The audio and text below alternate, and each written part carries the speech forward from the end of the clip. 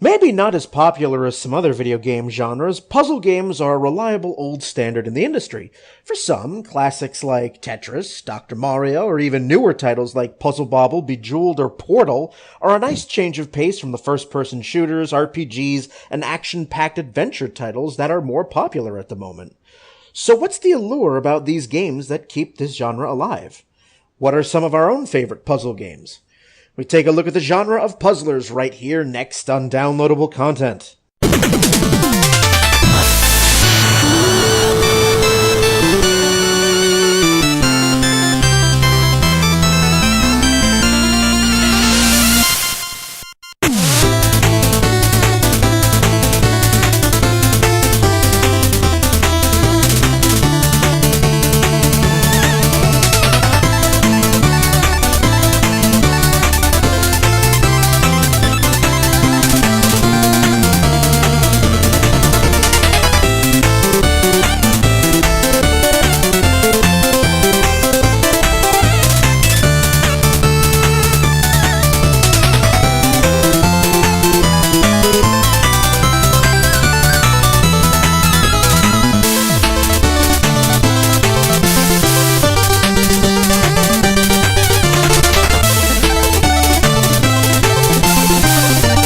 Hello everyone, welcome to Downloadable Content. I, as always, am Brian, and with me we have Nick.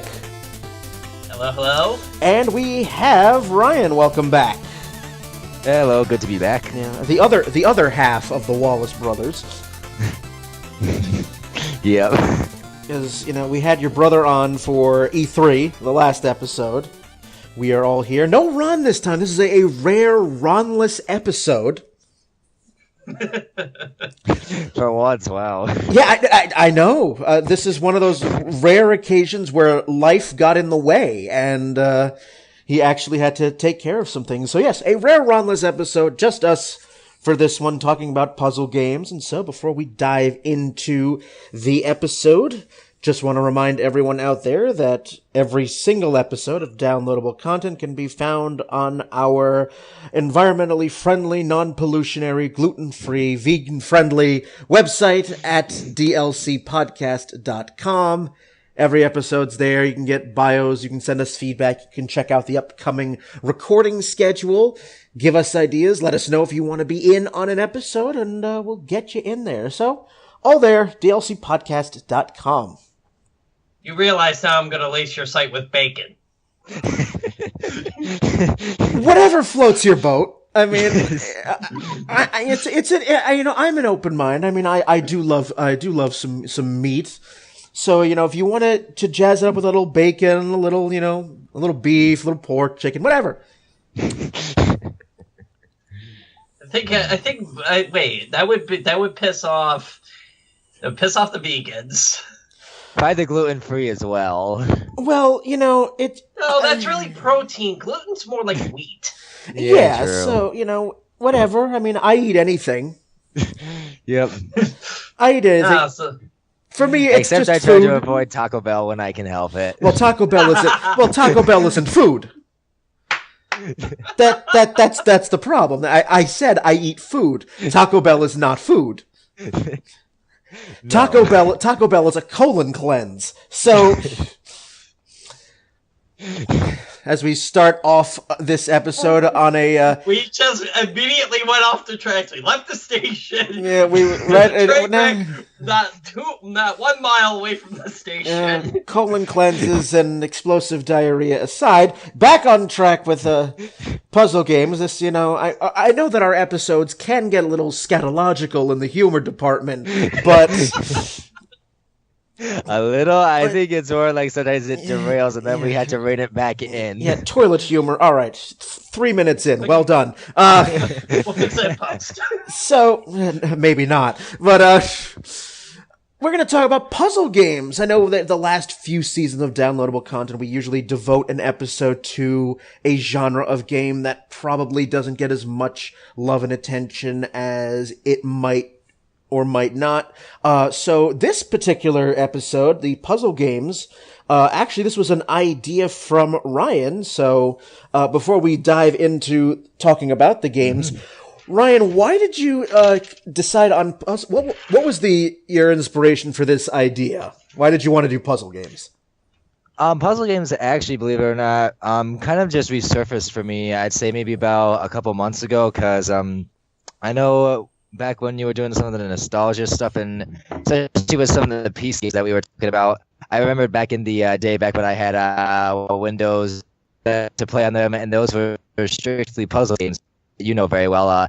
Myst 3 Exile was probably one of the first computer games that I got, and then I got another puzzle game for Christmas called the Crystal Key, which I think has gone into obscurity somewheres. But those two games actually really got me into some good stuff, and then I've just enjoyed doing a lot of puzzle games, whether it's just like casual. I think I have a newer game that I'll talk about today that it's not exactly casual, but it's a very, very fun kind of stealth action puzzle kind of game in that sense. But yeah, I guess I'm just getting that game a few months ago kind of got me resurged back into the puzzle game stuff, so that's why I wanted to talk about it a little bit. Fair enough. I mean, the puzzle genre itself, it has a lot of fans behind it. They might not be the fans of, say, games like Call of Duty or Assassin's Creed or Resident Evil or Final Fantasy, not some of those massive franchises. But puzzle games hold their own, and even though they're not my preferred genre of game, there are times when I will go, I will play them just, because one of the advantages of puzzle games are, they're quick, you don't have to invest a whole lot of time, quick, on the go, very portable. I mean, just to start this right off, I mean, probably I think we can all agree that our introduction to puzzle games was probably Tetris or Dr. Mario. Sometimes both. Sometimes both. For me, it was Tetris. I mean, I will never forget, because Tetris came with the original Game Boy back in the early 90s. It was one of those games that was included with the handheld, and it was... I spent so many hours playing Tetris as a kid, and even though that game came out in the late 80s, here we are, 25 or so years later, I'm convinced my mother can still kick my ass in it. That seems to be a common trend, at least for puzzle games, that women typically are better than men, and the older you get, the better you are. I want to see how the stats bear out with that sort of stuff, because, that was actually, Tetris took off on the Game Boy. I mean, yes, it was out on the NES, but I think because this game was included with the Game Boy, that just exploded in popularity. I think many of us, especially, Nick and myself, who are in their 30s now, probably remember playing Tetris. When we think Tetris, we immediately think of the Game Boy, as opposed to seeing it on any other console. No, my experience with Tetris was not limited to was not actually on the Game Boy. My experience with Tetris was on the NES. But even before that was Dr. Mario. Whenever my parents took myself and my sister to Chuck E. Cheese's, my mother and I would spend most of the time in the arcade corner, and we would play Dr. Mario there constantly. So that was my experience with the puzzle genre. Something else that I think gets lost in the shuffle, at least as far as the early NES days, and right as we got started into the Super Nintendo era, a little NES game towards the end of the NES era called simply Yoshi. We played that a lot, and that was the first time that I realized, ooh, I'm not the best at the puzzle genre.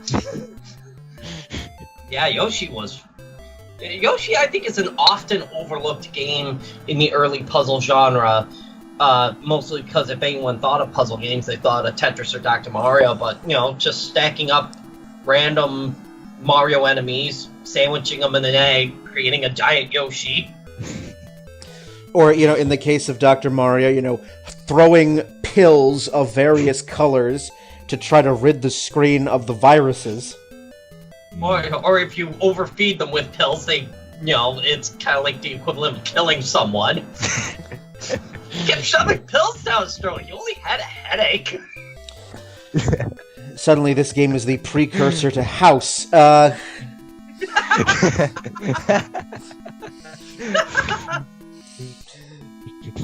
So you had games, and Tetris just, you had the different levels. You try to make as many lines as you could without, getting all the way to the top of the board, because as you got closer to the top of the board, the music would get faster, your palms would be sweating, your heart would be pounding, and then it'd be all over. Yep. Well, finally, the game, if you got up to, like, level, up to, like, the upper teens, the game just got so fast that if you didn't have lightning-fast reflexes, you were toast. Oh, yeah. And I just, my thumb can't, at 31 years old, my thumb just can't move that fast anymore. It's the strongest muscle in your body, but, And even games, some games that I played on the Sega Genesis, and April loves this game, Columns. Yes, I actually played Columns for the first time about a week and a half ago, and the game is actually really simple when as compared to other puzzle games. But oh yeah, I was trying to lose, and I could not lose. That depends on the difficulty setting. I set it on normal, so I think that was the key there. I think if I ramped it up, I'm sure it would have been a little more difficult. I actually love the music for Columns. It's odd. Maybe I need to play with the music a little more, but it seemed like it would almost lull me to sleep. And then, other games that got in on the act, Dr. Robotnik's Mean Bean Machine. Puyo Puyo Pop. Which, it's like, okay, after you get past, like, the first or second level on single player... Oh my god, it is difficulty spike the game. Yeah, it's like, okay, the first two levels, they lull you in a false sense of security, and then level 3, it's like, ha-ha, fucker! Although, let's not forget that there's a game exactly like it on the SNES called Kirby's Avalanche. It's the exact same game. Yeah, shit. Ryan, you mentioned Myst. Yes, Myst was actually one of the first PC games I actually got. That was, I guess it's not like a true puzzle game. It's more like, I guess, under what's called a graphic adventure game, but it still had a lot of elements that are in with puzzle games, or at least if you ask me, it does, because you have to go around to these different areas within the game. The main one that I remember very well is Myst 3 Exile, which was, I think, my first introduction into that. And what I remember very well from that was that you had to go to these different areas. There were like clues and notes all over the place. And in order to actually get through these areas, you had to solve certain puzzles within them. Like, I think one of the main ones I remember with one of the worlds was like, it was like a sea world or something like that, where you actually had these I want to call them orbs, that you actually had to get them in a certain order in order to proceed on through. But that was probably one of the best games that I actually ever played. Because with Myst 3 Exile, I just remember the worlds that you got to go to with that one, and that was some of the most for the Windows 98. Those graphics were amazing. All right, let me get your brother in here. He's now requesting in. There we go. All right, let me get your brother in here. 4 people with the last name W. So welcome aboard, Andy. Yay! I fit in. There you go. There you are. So back to what Ryan was just talking about.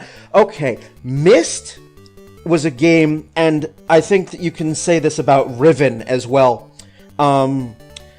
These were games that I played when I was 10, 11, 12 years old, and because at that time I was a firm believer in don't use the strategy guide.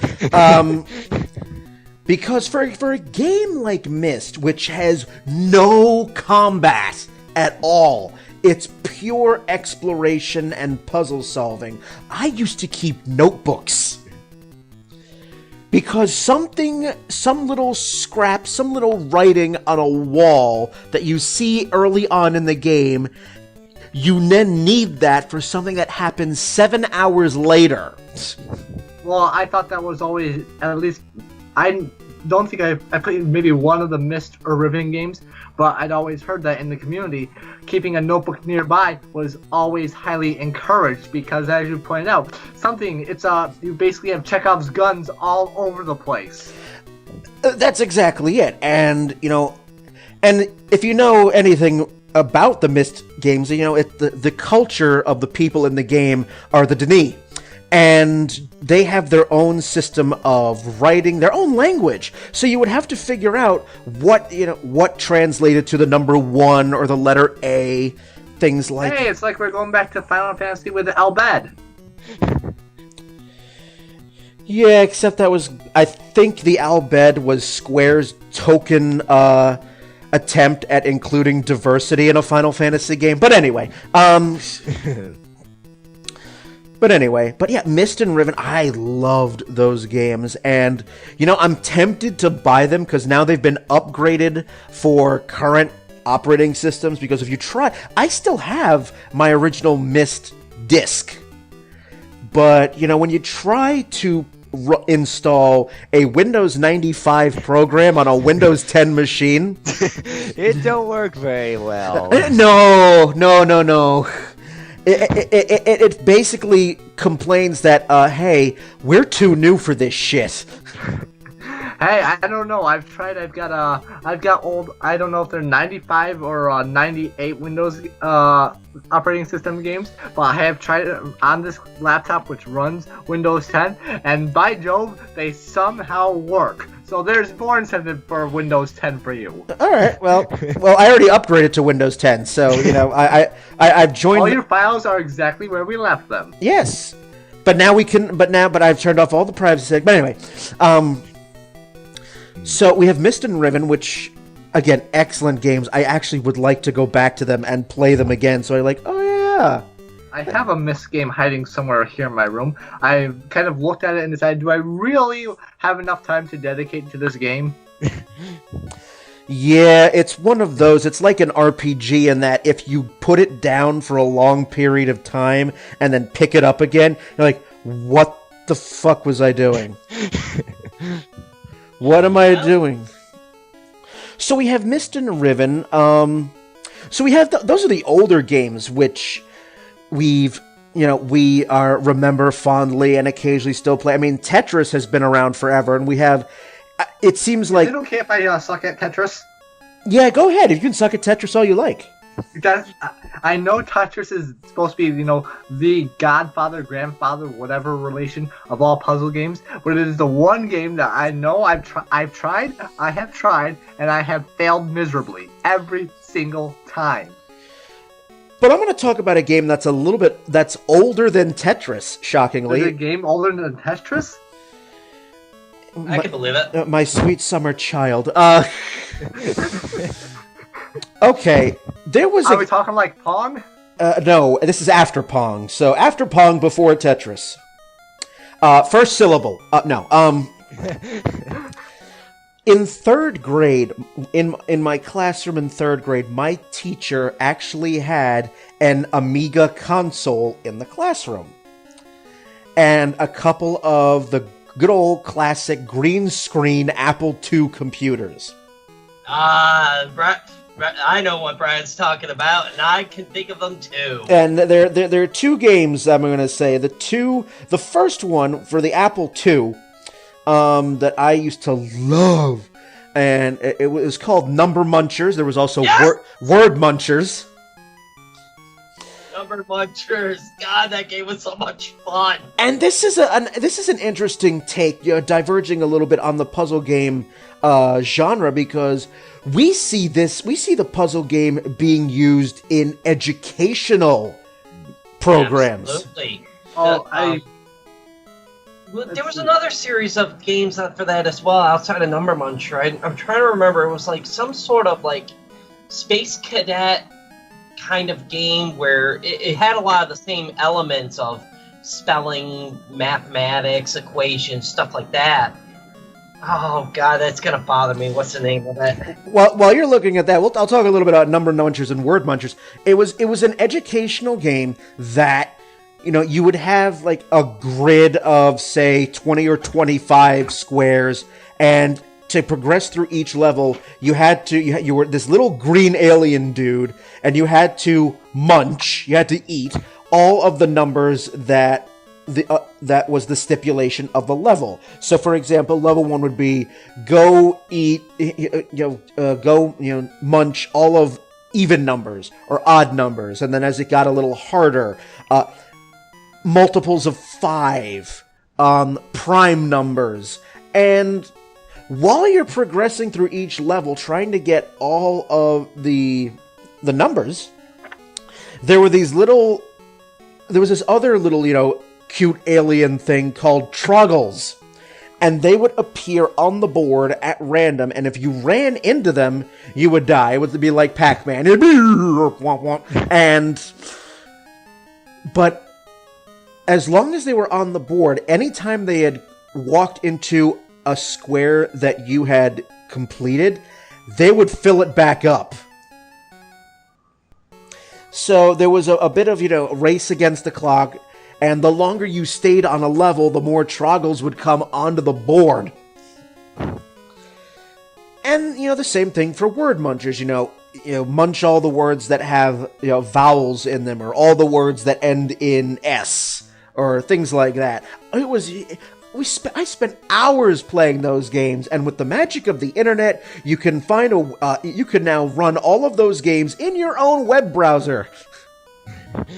It reminds me of the old, we've advanced so far that at this point we can, I think, the farthest back that I know of that you can now run on web browsers goes back to, I want to say now, the Sega Genesis at this point, but maybe we've got even more on there too, Game Boy, up to some version of the Game Boy. Well, the other game I was going to mention, going back to the Amiga console, was one of the many Block Breaker clones that existed, which was another puzzle game that was fun to do. The game was called Poing. P-O-I-N-G, Poing. And it was basically a mix of Block Breaker and Pong. And the object of each level is instead, you had your little paddle on the left of the screen, and you had the little white dot that was your ball, and the blocks would be arranged in whatever pattern, but the way you got to the next level was you would have to hit the other side of the screen 10 times, which then broke the wall, and if you guided your ball through that wall, it would advance you to the next level. Ooh, Block Breakers. I haven't played one of those in ages. Used to love those. And then I discovered that to be aiming decent, you needed an external mouse and not the one that they include with your laptop. Oh, you're making me miss those now.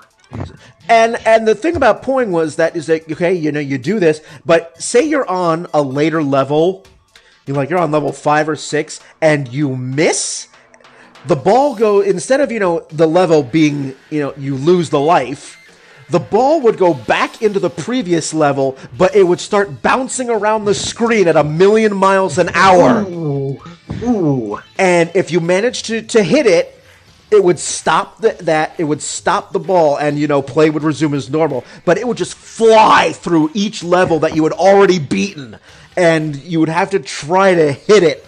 And if it made it all the way back to level 1 and you missed, that's when you would lose the life. Wah, wah, wah. So that was a blast from the past, and I actually ended up, because again, this is the internet, somebody made a modern version of that game called Poing PC, which does run on current operating systems.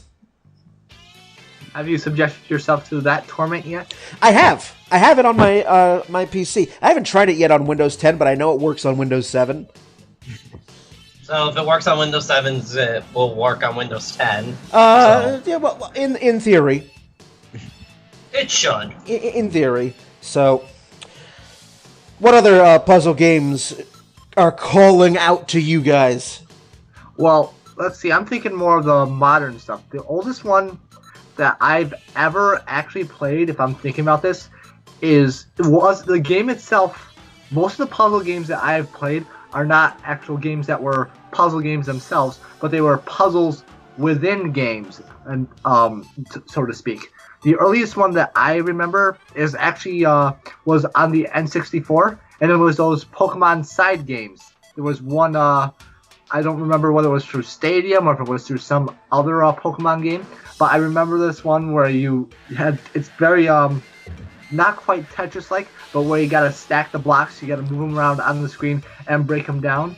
And the loser was whoever let their stack get, build up too high. So I always consider that my first real puzzle game. Is that Pokemon Puzzle League? Yes, it was. Yeah, there was Tetris Attack, the game. Yeah, that was or more commonly referred to in Japan as Panel de Pong.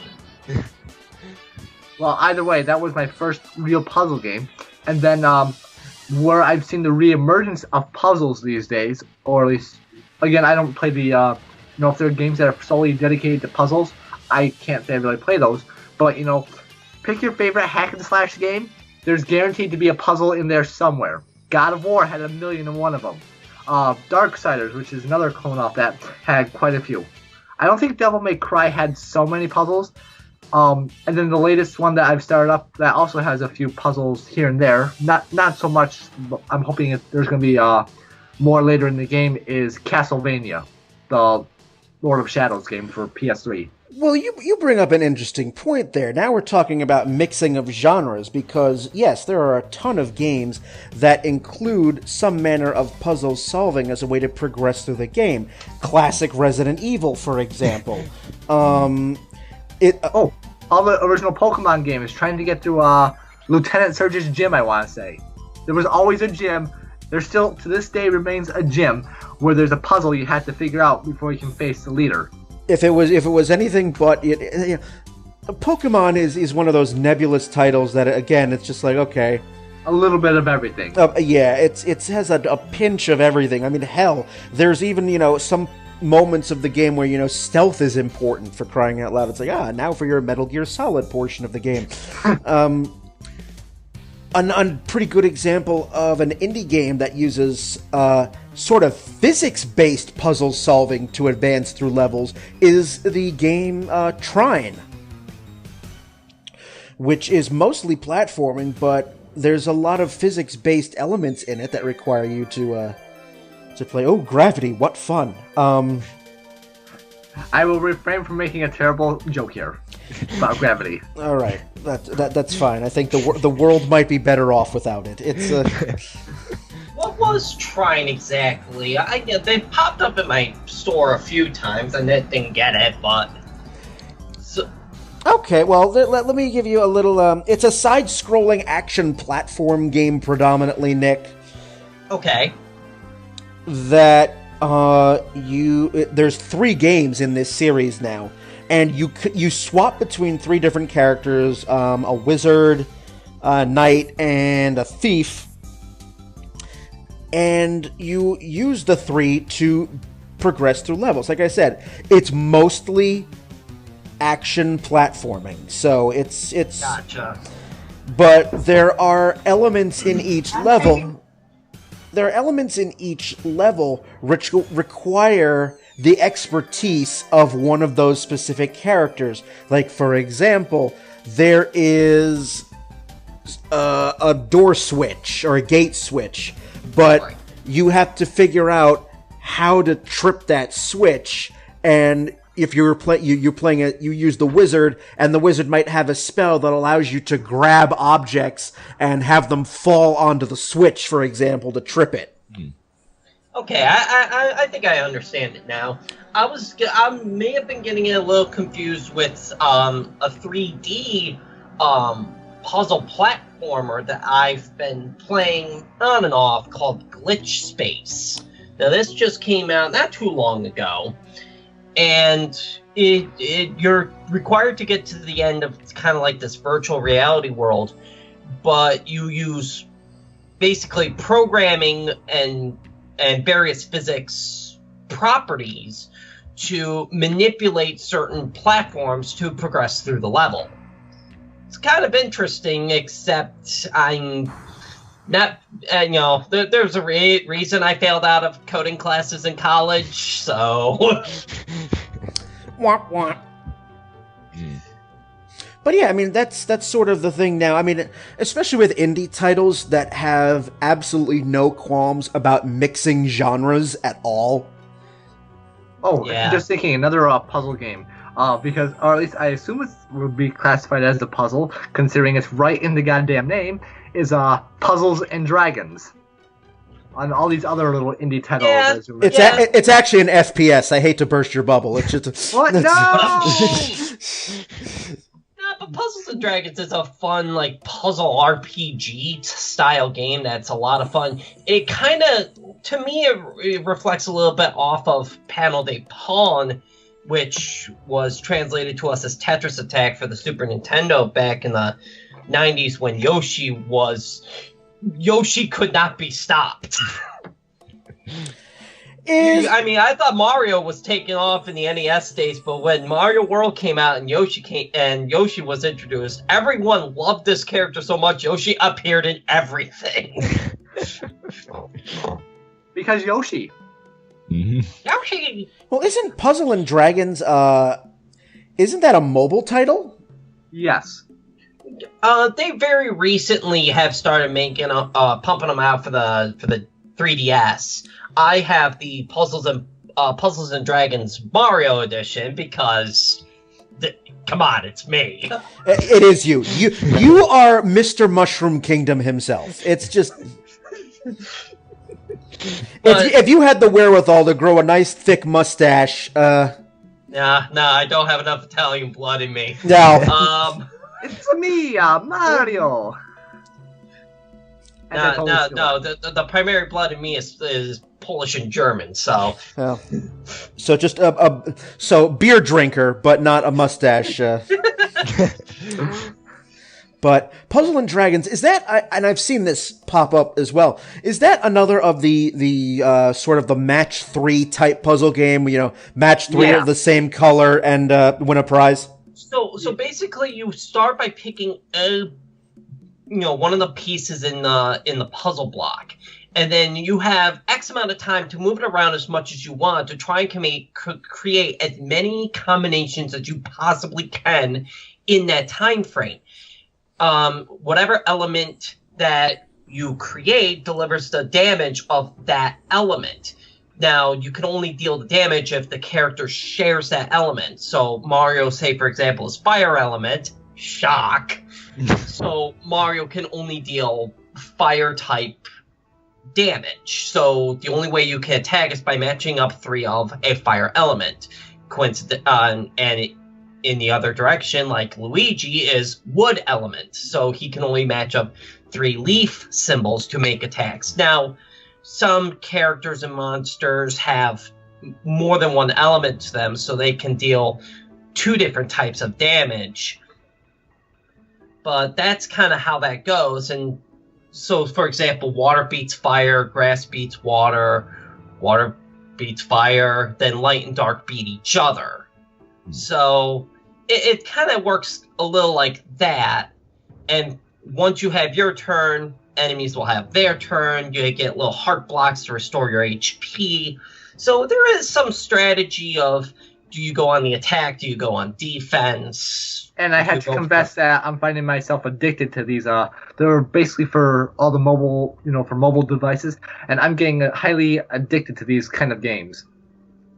As of right now, there's another one. Basically, I've been playing them more on my Kindle, and if I can find these type of games, which the game's slightly rarer than they used to be, but if I can find it, and preferably for free, there's a high chance of me going and downloading it. So yeah, Puzzles with Dragons is another good game. Does anyone remember Tetris 2? Barely, but yeah, I think I remember playing that a little bit. I don't think I've ever played Tetris 2. You find it. It's on the Super Nintendo, but it was basically their attempts at replicating what Dr. Mario did. It's kind of, there's these bomb blocks, and you are to match 4 up to destroy the bomb blocks, destroy all the bomb blocks, beat the level. So basically, if you replace the bomb blocks with Biri, and then replace the Tetris blocks with Mega Vitamins, you essentially have Dr. Mario. Okay. But it was another puzzle game that I remember that my mother would constantly kick my ass in, so... So I go back to one of the original question I asked at the start of the episode, since, again, Ryan and Andy as well, you enjoy puzzle games a whole fuck ton. So what is it about this particular genre that appeals to you guys so much? For me, for puzzle games, I think it's a lot of like the semi-strategy based stuff that you actually have to do. Like with the main game that I'm playing right now, it's called Republic. It actually just recently came out. Republic basically it's sort of like one of those episode games, if you know what those are, where each different part has like its own complete episode to itself. I guess Republic originally came out again on mobile devices, and it just recently came out for the PS4, so I picked it up then. These newer games that have like puzzle games combined with the other stuff. For this one, it's mainly the story that's behind it, because Republic itself is I guess you could compare it to George Orwell's 1984, where the whole plot of it is that you're controlling a character that's in this totalitarian state that's kind of like 1984, and what you have to do with the character is you have to solve these different puzzles and move around the areas. And not only is it the actual story behind it, but also the gameplay and graphics as well that really kind of appeals to me, especially with these the more modern puzzle games that have been coming out. It's a lot of the times the graphics that appeal to me, and also like just the different stories behind them as well.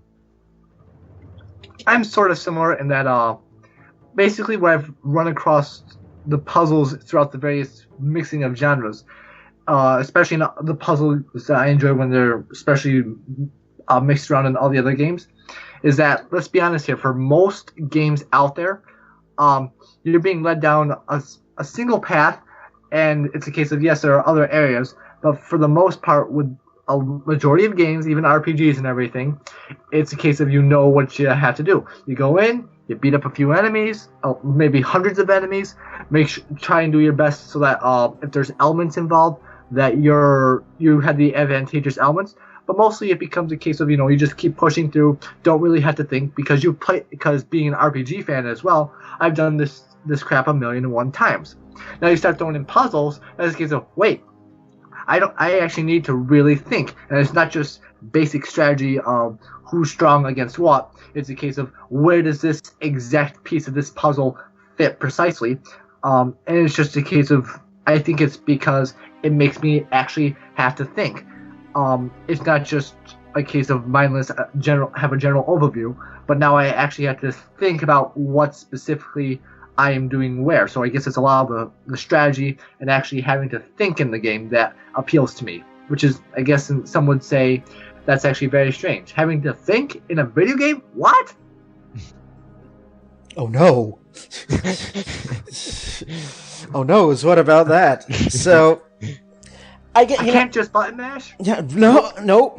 Now, speaking of mixing of genres, I think, we've been talking about a lot of older puzzle games and even some of the more, recent ones that might find their way on mobile platforms, but I would like to wind down the first half of this by talking about a game that I never thought in a million years I would enjoy, but I could not stop playing it when I started it, and that was Portal.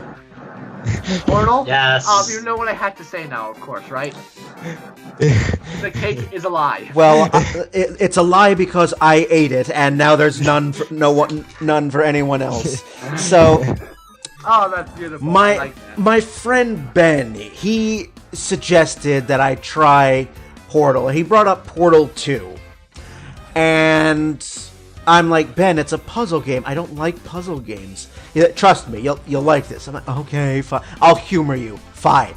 And I was just expecting to play 10, 15 minutes of this and then just be like, yep, here, you can have it back.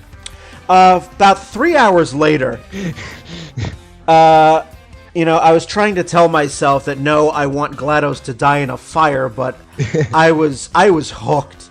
I absolutely loved it, and I went back and I bought the first game on Xbox Live, and I finished that in one evening. I mean, Portal 1's a short game anyway, but that is an interesting. That combines first-person shooter, a very snarky narrator. And you really have to fucking think, because now you have to think in multiple dimensions. There's physics, oh my goodness. And there's more than one way to solve a puzzle in each level of the game. And of course, cake. Yep, exactly. Yep, cake. Always cake. Because, especially in Portal 1, and, spoiler alert now for anyone who hasn't played it, after you get through, the testing, the Aperture Science testing, the game starts to get very, very dark and moody in its tone. Once you realize the jig is up, or once your character realizes the jig is up, and you see, hidden scribblings on the wall, it's like, oh. Well, GLaDOS, you're a fucking sadist, aren't you? Sorry, Dave, I cannot let you do that. I sometimes swear that Hal is GLaDOS' either big brother or in some sort of relation to GLaDOS. I don't know what the relation is, but it feels like it's there. Well, I mean, obviously when she's not moonlighting as an AI trying to kill you at her own game, she does moonlight as a poker dealer in Poker Night at the Inventory, too. So, there is that. I'm guessing you guys have also played Portal? I actually have... okay, I gotta admit, I have not, simply because my first impression of Portal was always the cake is a lie. Because, as soon as one of my friends got it, that was always spelled right away. The cake is a lie and GLaDOS is evil. Well, this... Alright, well, before I continue, anyone else play Portal? No, unfortunately not, but I do plan on getting it sometime. Nick, what about you? So you and I are it. Okay. What did you think? Portal and Portal 2 were just so much fun of just, going through, being in a 3D environment and very disorienting for me of just of rocketing yourself forward to get across large chasms or button and sphere and cube based puzzles. Did you ever did the co-op testing initiative, Brian? I never did. We may have to do that sometime because I'm down for doing that again. And this game again, it was unlike any puzzle game I've ever played because it's not just get the blocks, win a prize. There's multi dimensions of layers here, and more than one way to solve each level. And more than one way to kill you. Oh yeah, pretty much. That is a very common theme, and that's why you need to go through the co-op testing initiative, because now add a second person with their own separate portal gun, and suddenly the depth of the puzzles get so much deeper. Yeah. So it's definitely one of those things that you got to try out, Brian. I'd be more than happy to put you through it because it's been about 5 years since Has it been 5 years? Holy shit! Has it really been 5 years? Yeah. This game came out in 2007, so yeah, this game is almost 10 years old. And Jesus Christ. And here's the thing, Portal also has some of the most adorable, cutest machine gun turrets you will ever They're Wait, just Is it a sad machine that gun many turret? of us want plushies of these? I find them all the damn time. The problem with me is that I get motion sickness pretty easily from first-person shooters, so Portal is one of those games that I have to play in small doses.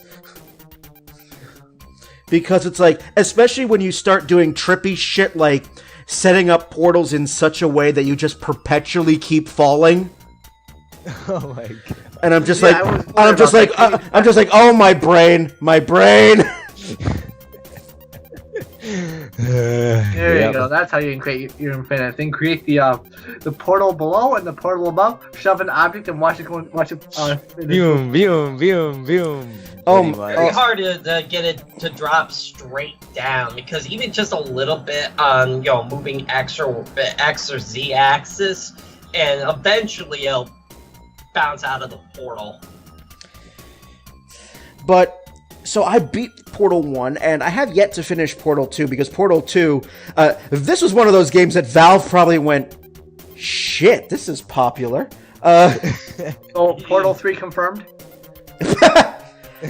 It's about as confirmed as Half-Life 3. It's, Fair enough. Valve does not like fish. Gabe Newell is never gonna make another video game again. It's just... Well, with Portal 2 having the level editor inside it, why would they ever need to make a Portal 3? Unless they want to add more new mechanics and a new gameplay style to the engine, they'll just let people just create their own levels and have it that way, rather than, especially with all the mod packages and whatnot through Steam, they won't make another one. They might, because you could then argue, I mean, then that's like saying now that Nintendo has put out Super Mario Maker, they'll never make another Mario game again. No, not to that extreme, because there's a lot of elements in other Mario games that they did not place in Mario Maker. Very true. And I want these features in. I want my charging chucks and sloped platforms, damn it. Alright, fine. So yeah, Gabe Newell will never have to make another video game again. Between Portal and the entire Steam client, just, especially when the Steam summer sale starts, I mean, this man is sitting in Scrooge McDuck piles of money. Let's just face it right now. It's just... That's it. When the Steam sale started last Friday, I could hear the nice dulcet strains of "It's the most wonderful time." It's just away he went. But Portal and Portal 2, just amazing games, which I think injected possibly a much needed shot in the arm for puzzle games. Because I think Portal and Portal 2 caused a lot of gamers that would normally not be interested in puzzle games to go, well, let's see what else is out there. It was actually funny. Speaking of Portal 2, I was watching on YouTube the guy Markiplier. I was watching one of those let's play episodes.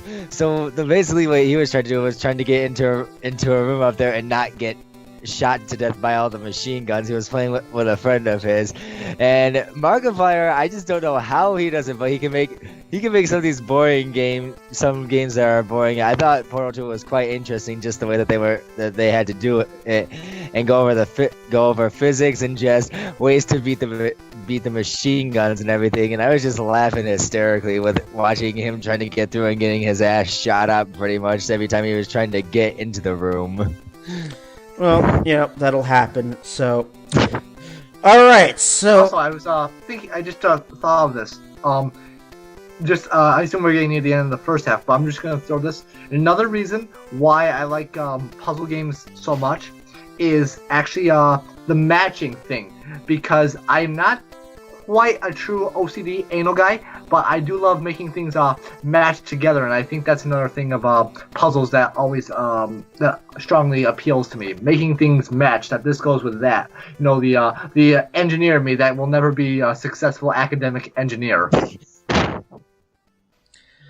And you heard it right here first, ladies and gentlemen. And to further date myself and Nick, I'll just throw this out there because this was popular. Lemmings. Oh God, Lemmings.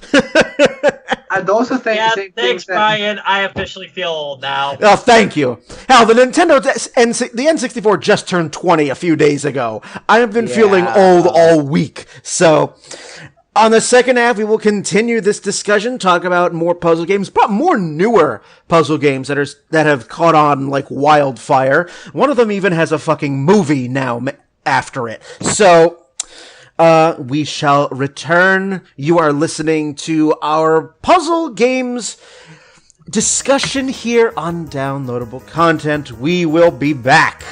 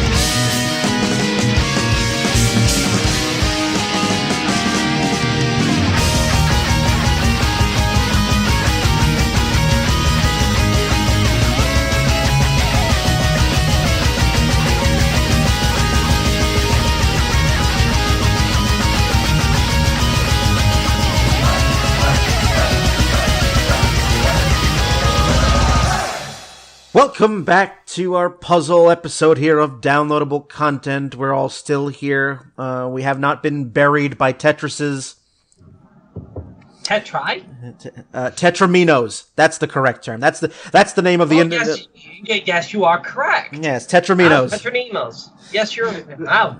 Good. The Tetris gods have been kind to us. Yes, so in case I ever go on Jeopardy, that's a useless knowledge to have. So... what is Tetraminos? No, no. So, continuing our little chat here, talking about puzzle games, yes, Lemmings, oh god. You're gonna. I'm gonna give you some scorn for a little while. That's all right. It's perfectly fine with me. But yes, I said we're going to talk about some of the more newer games that have also exploded in popularity. We talked about Portal. And I said one of these puzzle games now has a fucking movie. That would be Angry Birds. Oh, yeah. That's right. That would be Angry Birds. Now, I'm going to admit it right now. I tried playing Angry Birds when I had cell phones, and I'm like, nope, too small. So I would play Angry Birds on Facebook for hours. Oh, dear Christ, you're one of those people. For hours, because, when you're, recovering from surgery or you're bedridden for a long period, you have a lot of time on your hands. So, I spent hours, fucking pigs, just green piggies everywhere, and just a nicely timed bomb bird, and beautiful, pure carnage, lovely. It's with these kind of games that it's just a good time. It's good to kill. In your case, it would be hours, but for me, it would be a good way to get through 30 minutes. Exactly. It's not enough to dive into a game like Bravely Second. So, playing a game like Angry Birds, or for more appropriate to me, the game that was crack many years ago, Peggle. Yep, Peggle, which came standard on every Xbox 360. Oh, no kidding, really? Yeah, it was always in the library. You there was always a demo of it, and that you'd get a first few levels. But if you want to play the full game, you have to buy it. Yep. Same thing with Bejeweled. Yeah. That was my on mother's crack game of choice. That and Candy Crush. Oh God, Candy Crush. Yep.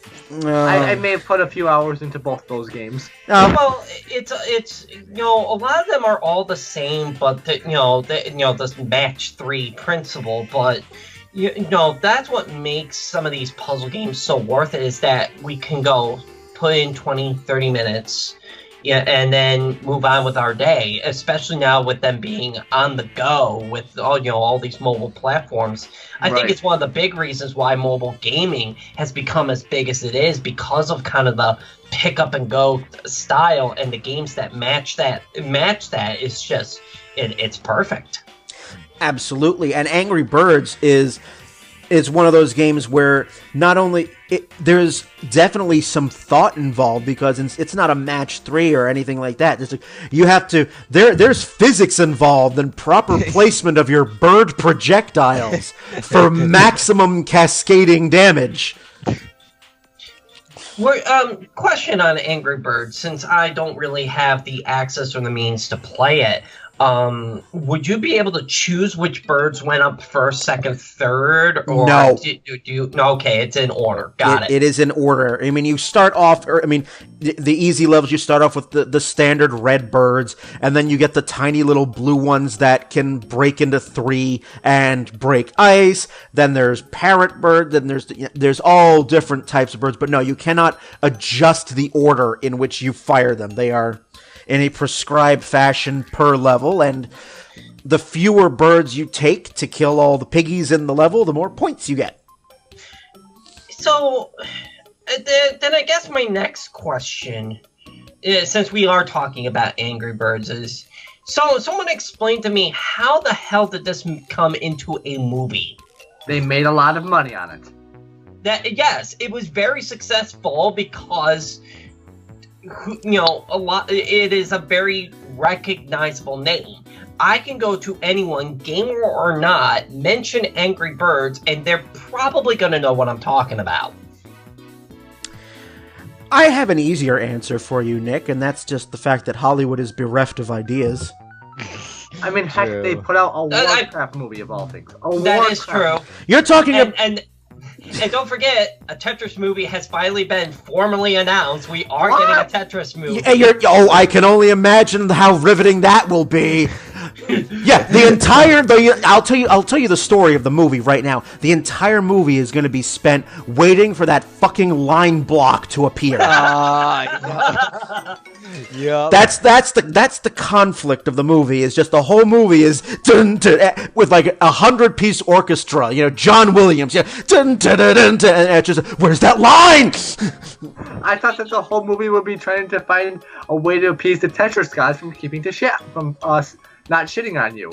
And if the movie is not held in Russia, I will be incredibly disappointed. No, knowing Hollywood, it's going to be a movie on Russia's terrorism or something like that. You're talking about an industry that gave us a movie based on Battleship. Yeah, I've not seen it. True. I have, yeah. You know, What was that movie all about? 2 hours of E4, miss. Yeah.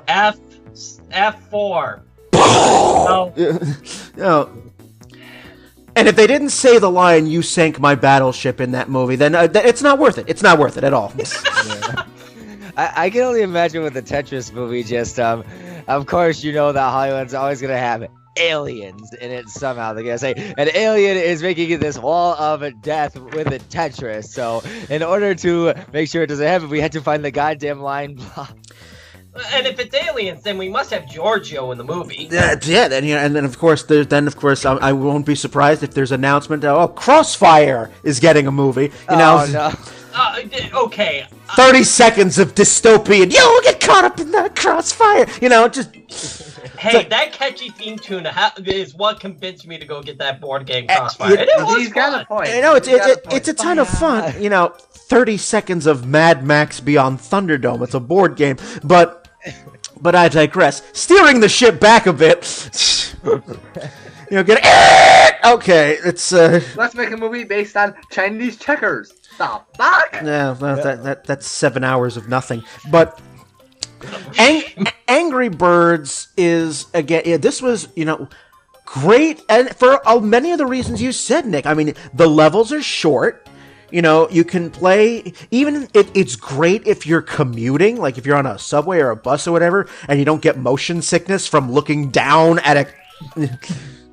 Again, I'm one of those people. April can be in the passenger seat of a long drive. She's on her laptop. She's reading. And I'm like, how are you not throwing up right now? You're weird. Question for you, Brian. Can you read books while you're driving? No. Or commuting? No, not even that. Wow, I need to see the horizon. If I don't, it just, no. Wow, remind me that if we ever travel together to give you some that motion sickness drug. It's called Dramamine. Dramamine, yeah, thank you. And Angry Birds, they got so popular because it's you do not have to be, a hardcore gamer. Very easy to pick up and play this game, which was a tremendous appeal. And it does not drive you to an absolute rage like the other popular game that came out. I beg to differ. Some of those levels. Well, it did not cause the rage that Flappy Bird caused. Yeah, that game. I have a comic for that. Hang on. Flappy Bird, the one game where you're trying to keep on pressing it, and then you get so close, and then it's just clap. You're like, son of a bitch, and you just throw your phone across the room because of how pissed off you are. The YouTube video I saw on how to get like 999 or even beat the game or whatever, shows a guy plays a few goes through, gets about 10 points, crashes. Then he just brings his phone out and smashes his device to pieces. That's how much rage this kind of game causes. And I still have I have one of the clones off it after the official game was taken down. Well, here's the thing: Angry Birds, to its also appeal, it got so popular that it started doing things that I remember Nintendo used to do back as a kid. I saw like Angry Birds fruit snacks. I'm like, holy shit! I have it's like Nintendo cereal, like just merchandising everywhere. And finally, it became a movie, and it actually did like pretty well at the box office. Which anytime did very well at the box office. Anytime a video game movie comes out, I'm like, oh boy, oh boy. Although I have heard that if we're going to talk, just to go off topic here for a moment, that the Warcraft movie, somehow, I don't know how that got made in the first place, but apparently, rumor has it there are definitely going to be sequels to it one way or another. Well, that's another one that's doing well at the box office. So we have Angry Birds, we have Candy Crush, which I think is just crack for our parents. But this... At the last PAX a couple of months ago, there was a tournament based on the game Puzzle Bobble. Oh god, yep, I remember that game. Which it's interesting because it's not quite it's a match 3 sort of game, but you're shooting these like marbles up near the top. Oh, that game! That's another one of those games that I definitely enjoy and have one version of it on my Kindle. Another Puzzle Bobble is also known as Bust-A-Move. Yep. Yep, that's fun. There's that, and also I didn't know this, but this game was actually recommended to me, but I've never played it. World of Goo. That's a pretty recent one. Yes, it is. I've only seen gameplay footage of it. I've never played it myself. I'm just hold on. Get my list here. Yes, the game that came with every single version of Windows up until Minesweeper. Yep. Minesweeper, yeah. I would like to tell you how many hours I put on Minesweeper, but you would count. It's not really I guess it can be arguably a puzzle game. I see it more as a friend of mine pointed out to me. He said it's more of a math game, really, because it's math and strategy. So I'm not sure I would quite qualify it as a puzzle, but I can see the puzzle angle on it. And then remember, when you're down to your last 2 squares and you don't know which one actually has the bomb, yeah, that's you want to feel like you're one of those bomb defusing technicians. That moment will put you at the moment of feeling like a bomb defusing technician. Nick, you mentioned this in the break that, also some of the appeal for puzzle games is, brain exercise, not just for pure enjoyment, but as sort of, brain exercise. And there were some games that came out, I guess they would be puzzle games, but, things like Brain Age and yes. Big Brain Academy, kind of cater to some of this, brain building exercise to really, help restore youth in your brain, which I don't know how well that claim actually goes, but, they were fun, interesting concepts. I'm gonna talk about Brain Age because I saw this game a lot on the DS. I think the first one came out on the DS. I don't know if they've continued that line onto the 3DS. They did a big brain on the Wii. On the Wii, not Wii U, just Wii. But I don't think they did anything past that. Same thing with Brain Age. I think there was Brain Age 1, Brain Age 2, and then maybe one other one on one of the systems, but they really didn't do anything past it. Okay. Because I know that there are disputed claims with Brain Age, with neurologists saying that they recommend this game for the prevention of dementia or Alzheimer's, and Nintendo's basically refused to support any scientific claims. Then you have a disputing study that says actually no, playing this game does no benefit, no additional benefit than playing games like Sudoku or anything like that. But, Well, I can't find the comic I was looking for to simulate puzzle games, but Brian, you'll enjoy this. Oh boy. What do I got? Let's see. You can read it later. Okay, I'll check that out later. So there's definitely some, you're keeping your brain active and all of that fun stuff. It's got something to do with Final Destination 6, clicking on the link, I'll tell you that much. Well, thank you. Another popular indie title that is considered a puzzle game is Fez, which is still sitting in my Steam library. Yeah, Fez was what? Because there was like a huge amount of controversy around it. I think that had more to do with the guy who designed the game than the actual game itself. It was designed by Phil Fish. That name sounds familiar, and I can't quite place why. I will enlighten you then. You mentioned Resident Evil having puzzle elements in games. You think they'll carry that in Resident Evil 7? I am hoping that Resident Evil 7 goes back to more of the classic style Resident Evil, because they announced today that that Capcom is not putting any QuickTime events in this game, to which I went, thank God! But QuickTime, where you just have to press No, the whole sequence goes. No, they abuse the privilege. They do. Fair enough. They do. Taking a look at lists of puzzle games here, I'm actually surprised that they consider Shadow of the Colossus. Yes, that's I can see the argument there though. Yes. I've never played it, so it is amazing. It is amazing. I'm sorry, I'm a huge. Enlighten me. I haven't played. Okay, so the reason why they call it a puzzle game is it's really more of I would say it's more of a strategy puzzle. Here's what happens. The basic plot, as far as we can tell, is this guy has this. You see this guy entering this like large castle that's on an outcrop, and you see this giant just area out beyond that. And the basic plot is that he goes into this building. It's like a temple of some sort. I guess that's the best way to describe it. And he's carrying, and he's with a horse. The horse is very important, but he's carrying this woman with him.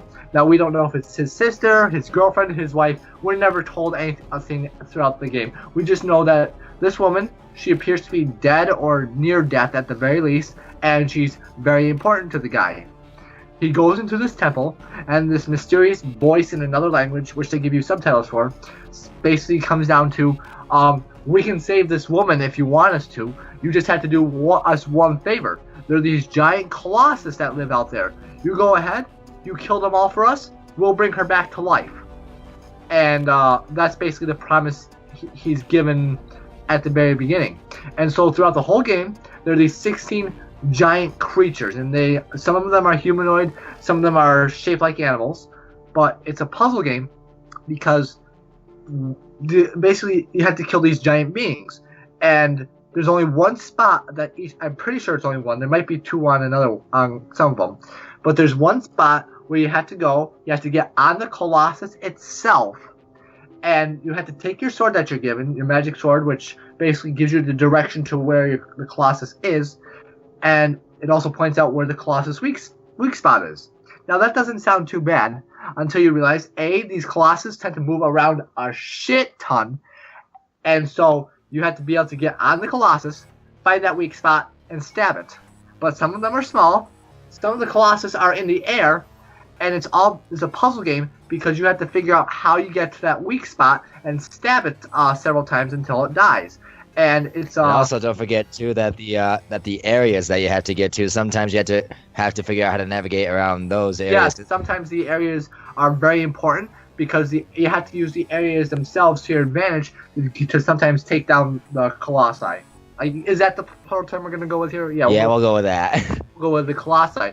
And that's basically the whole plot, is that you have 16 of these to kill in order to try and appease these gods or whatever these spirits are. And any further than that, it gets into spoiler territory. But let's just say that there's a reason why it is believed that Ico is that basically Shadow of the Colossus is the prequel to Ico. And it's probably one of my favorite games of all time.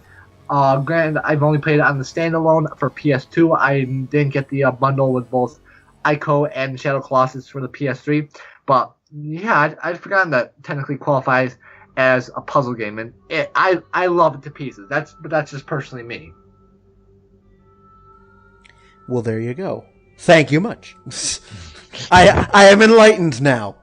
In fact, it is said that the creator himself, having played through it, or one of the designers, one of the guys who actually worked on it, says especially with the last Colossus that you had to take down, is definitely one of the hardest games out there in terms of strategy. Interesting. Very interesting. Now, there are some franchises that did experiment with trying to make a puzzle game that really had no business in trying to make a puzzle game, and I'm looking squarely at Capcom. Oh, Joe. I'm looking squarely at Capcom for this. The first one that pops up in my brain is Super Puzzle Fighter 2 Turbo. No, what? It was, yeah, that was a weird game. It's Capcom. Of course it's probably going to be They a weird basically game. turned Street Fighter into a puzzle combat. What? I'm sure the executives were thinking, we're just gonna take Street Fighter and let's make it into a puzzle game. What absolutely could go wrong? Everything. It was. Yeah, I know this game came out in '96. It's on the PlayStation Network and Xbox Live Arcade. This is a game that was inspired by the game Baku Baku Animal. Don't ask. Sounds like a weird one. It sounds like some sort of ramen dish, but yeah, super deformed, chibi versions of characters appear in this game, and they act out basically a comical battle based on, this sort of Tetris-y. Ugh. It was. I don't know how to describe that game because you were supposed to make like blocks from other smaller blocks, and they all shatter, and then you attack. It's kind of like a deranged version of Puyo Puyo Pop.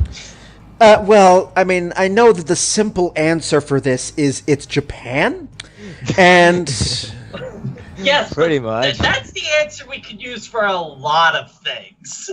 So really, we're not narrowing it down much.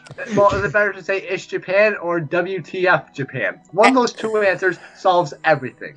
Pretty much. And then we had Puzzle Combat, which was a mini game found in the Mortal Kombat Deception.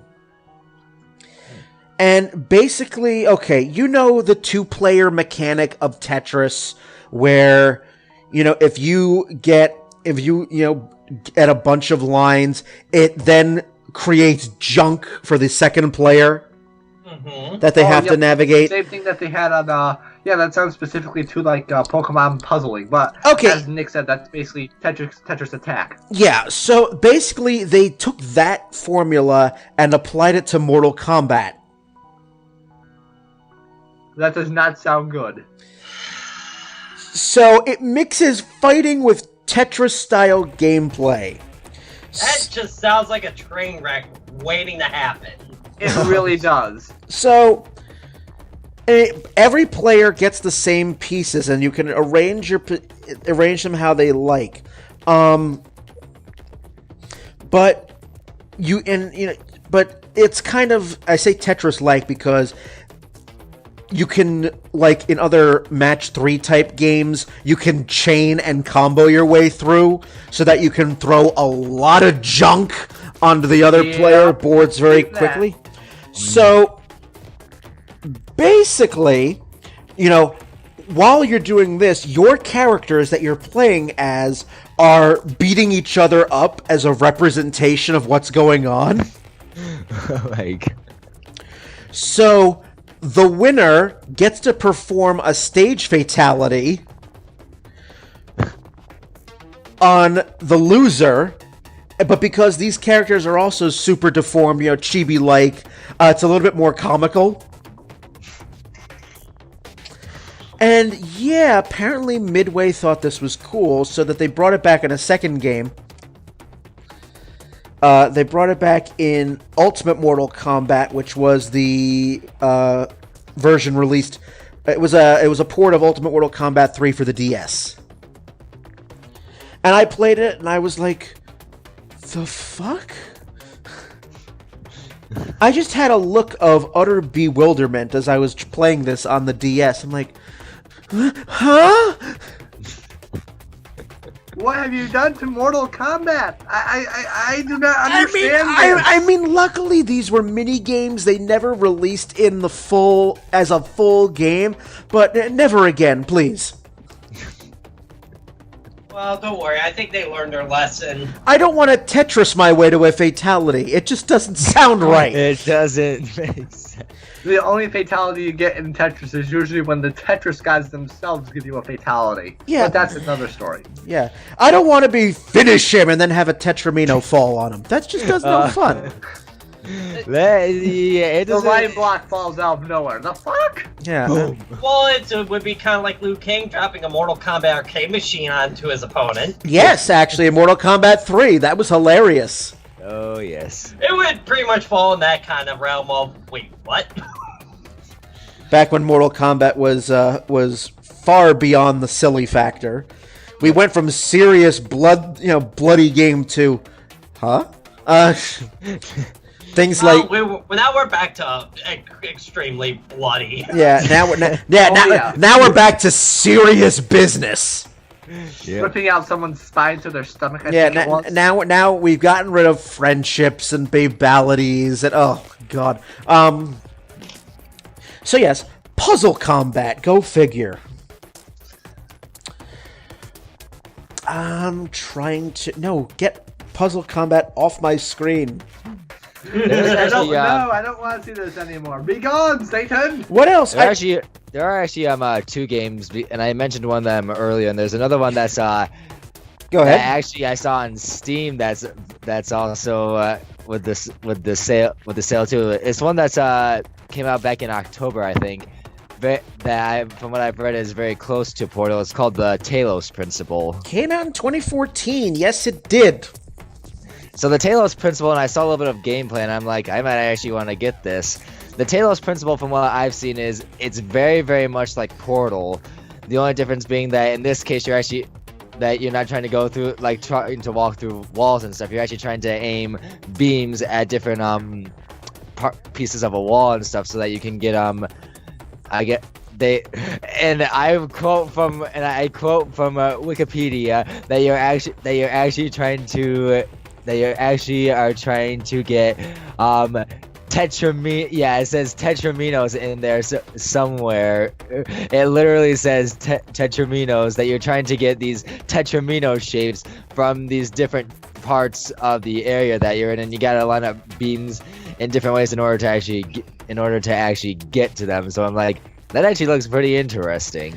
It does look pretty cool, and on Steam, this game is overwhelmingly positive reviews. So it's like Portal and Tetris had a baby? Kind of, I guess. Yeah, but the question is the cake a lie? I don't think there's any cake. There is no cake. Let's go with that one. Just like there is no spoon. And, also there is no Dana, only Zool. But, but yes, this game is right now 75%. It's a $40 game and it's 75% off. So $10. Interesting. It does look very interesting. Made by Devolver. And Devolver is not a joke company either, Well, Devolver published it. Crow Team created it. So, and kind of moving away from these kind of games. One aspect of puzzle games, I'm not even sure I would call this a puzzle game. I don't know. Maybe you guys feel differently about this, but how about the virtual card games such as Yu-Gi-Oh, Gwent, and part of Witcher 3 now getting its own standalone, Hearthstone. What do you guys think about that? Do you think that fits in the puzzle genre or not? Not so much, because the objective, in my personal opinion, the definition of a puzzle game has always been that you beat the puzzle in order to move forward in the game. More so with card games, since I'm an avid, I usually like to play a lot of various card games here and there.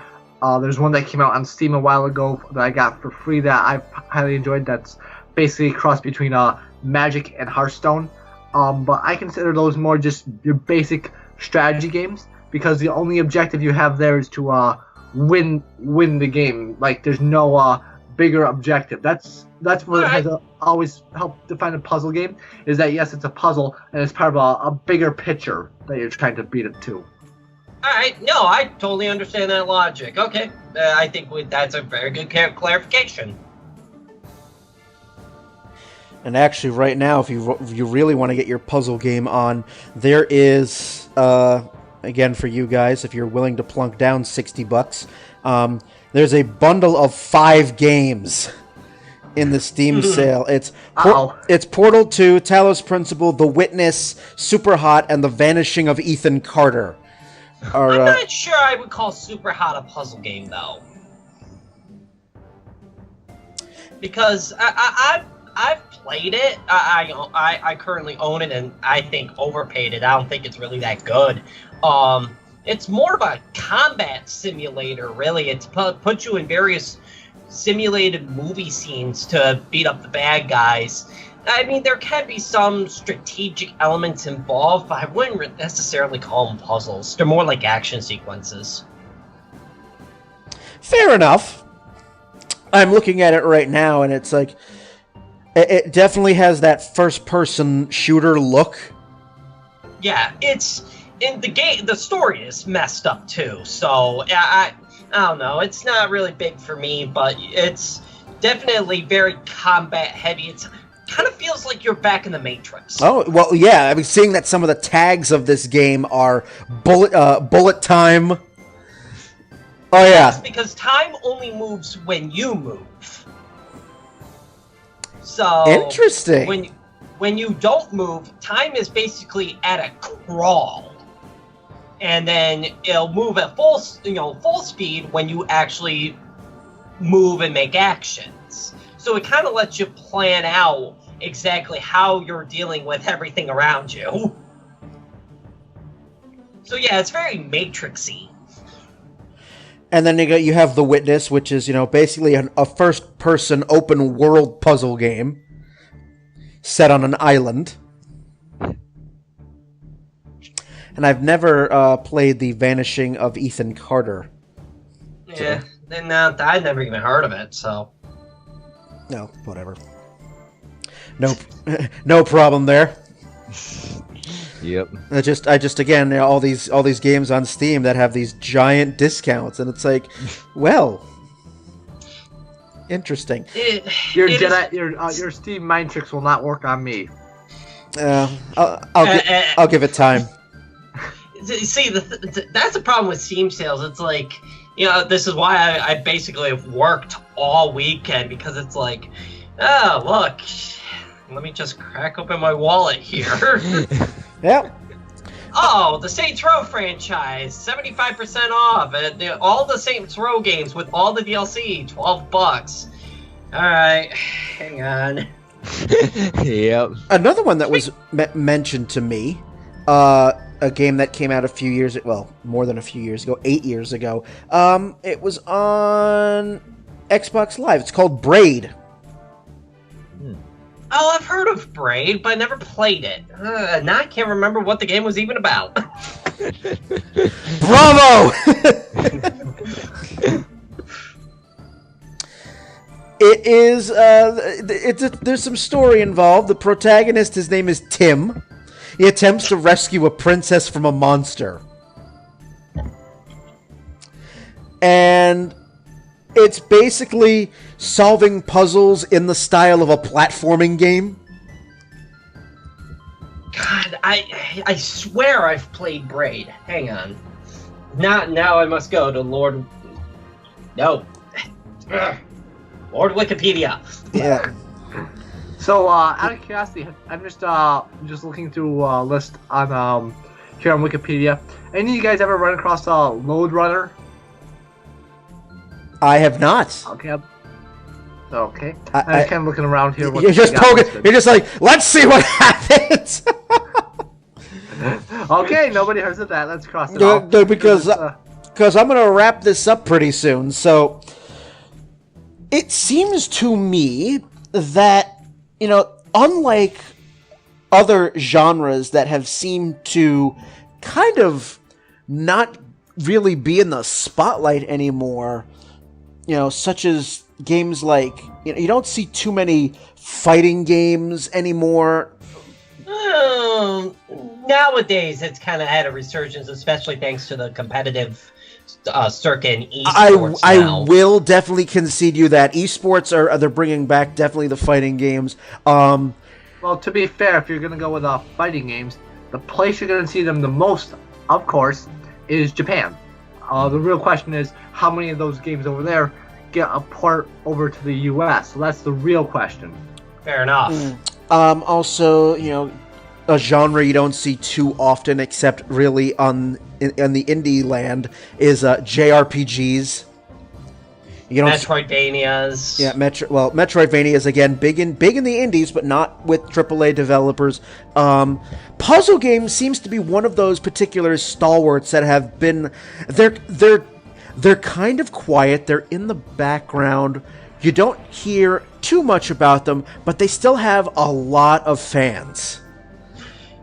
Not to mention that what seems to me, most of these puzzle games, they're not so much standalone games, so much as they're slipping elements of puzzle games into a multitude of games, getting your mixed genres of games. That seems to be the popular thing these days. Oh, genre mixing's big. That's absolutely. So, this...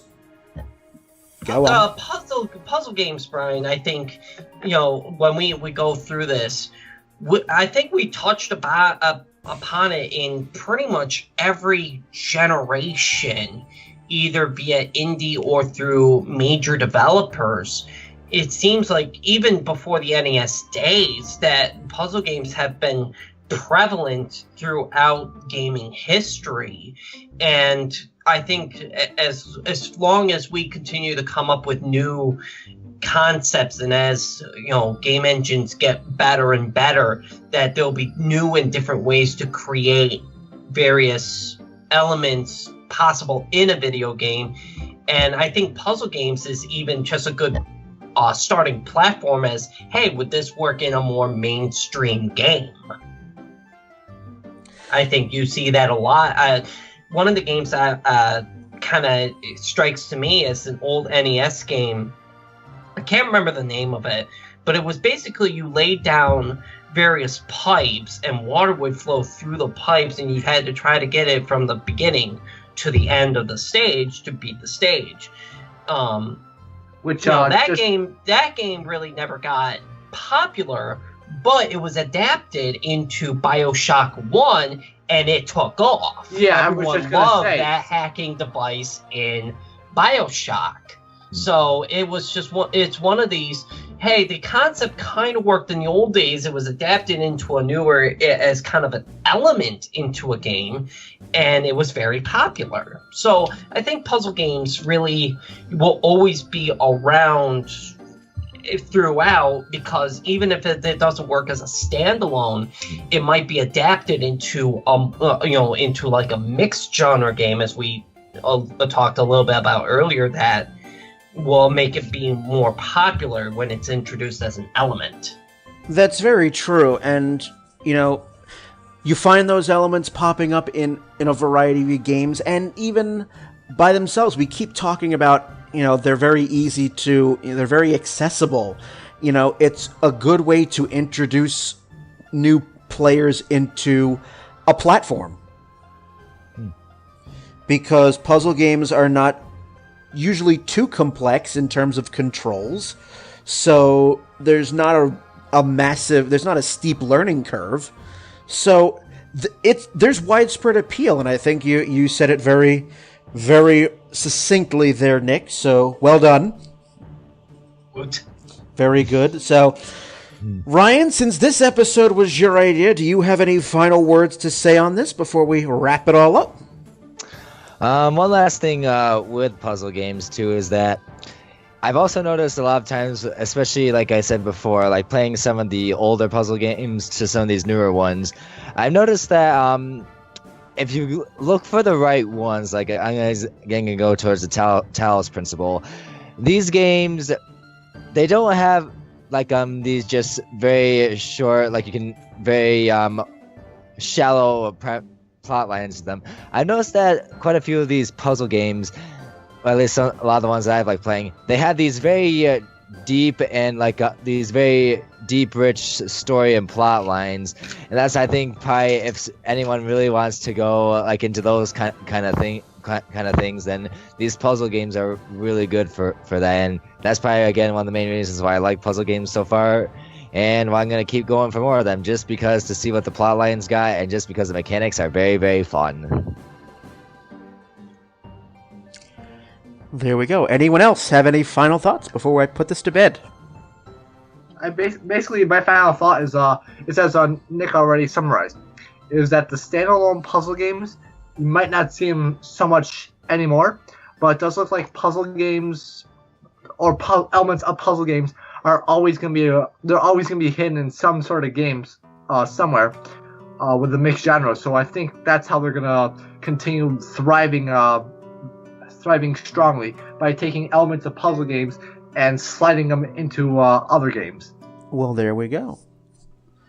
I think that's going to do it for us. So if you have any thoughts about this episode or any other episode of downloadable content, again, let us know on our shiny, brand new, non-pollutionary, environmentally friendly website, dlcpodcast.com. Again, every single episode is there. Give us feedback. You can check out the recording schedule for upcoming episodes. Send us ideas for future episodes. It's all there. www.dlcpodcast.com. And with that, let's close it up here. I'd like to thank Nick, Andy, and Ryan for being on this episode. With that, I'm Brian. Have a good one, everybody.